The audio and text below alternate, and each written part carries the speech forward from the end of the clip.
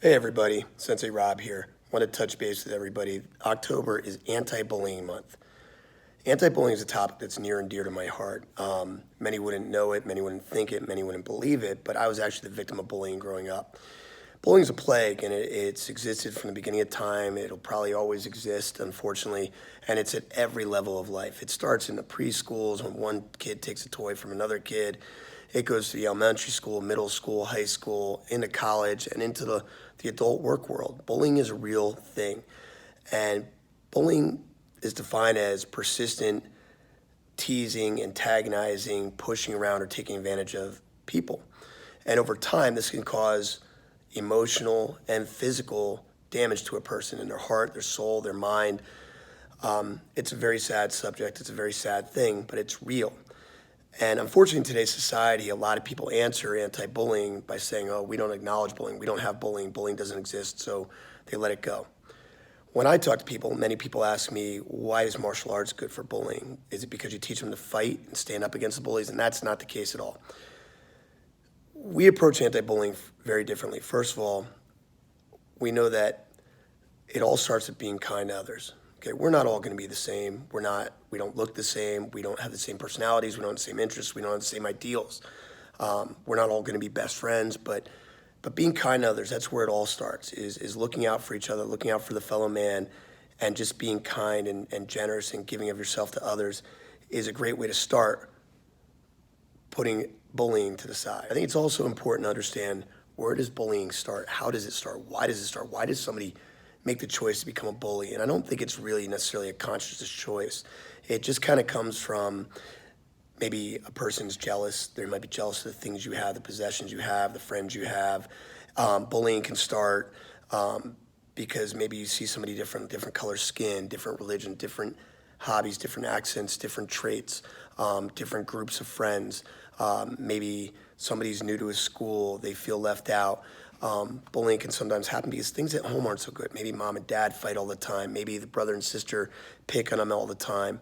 Maybe they're a victim of bullying themselves and they feel so bad inside they don't know how to escape that. So their only answer is to become a bully too, to change their feeling, to fluff their feathers out so they feel bigger and stronger than they actually are. Sometimes they just do it to get attention, to look cool. We talk about this all the time here at Leading Edge and in the school programs that I do, that being a bully doesn't make you cool, it makes you a fool.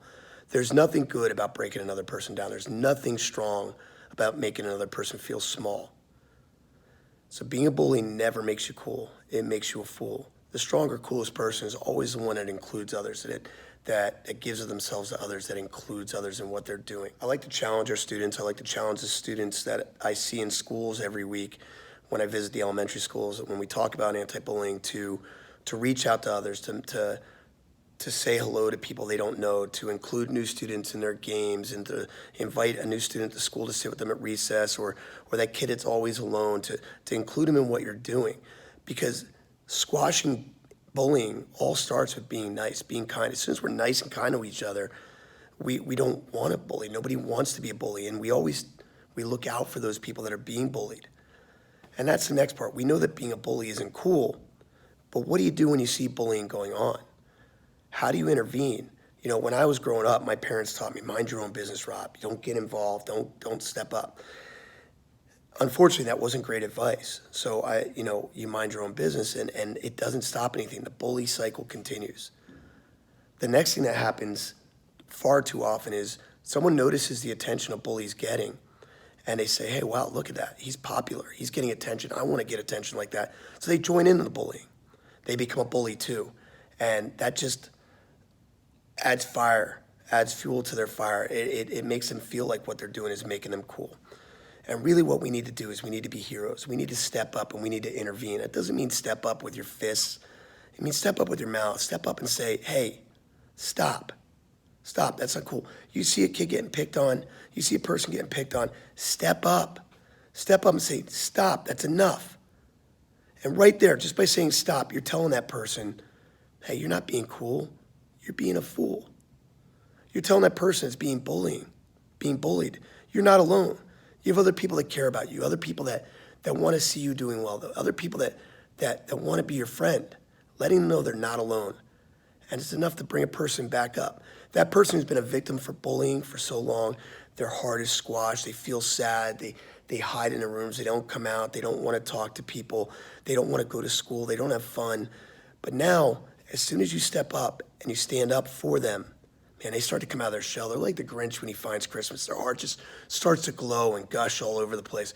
And now they look forward to going to school or going to their sports team or going to work and seeing that person that stood up for them and let them know that they're human beings too. So guys, bullying's a real thing, and we can't pretend it's not a problem. It's real, and we have to start by fixing it. But again, back to what martial arts does. We like to work on the character of our students. We like to talk about being better people.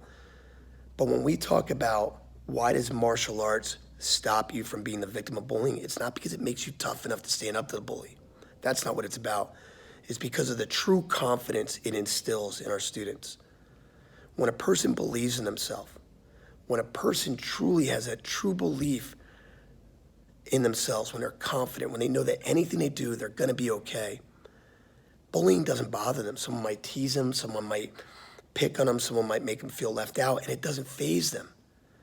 And a bully just kind of leaves them alone then. If the bully's looking for a reaction, the bully's looking for someone to visually look like they're being broken down.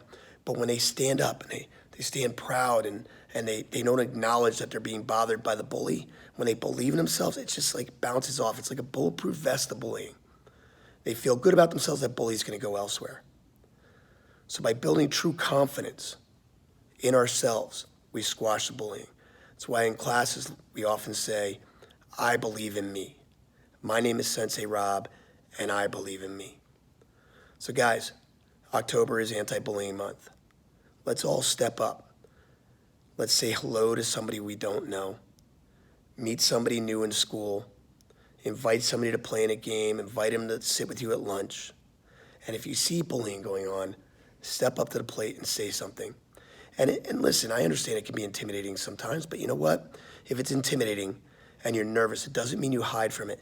You go find somebody.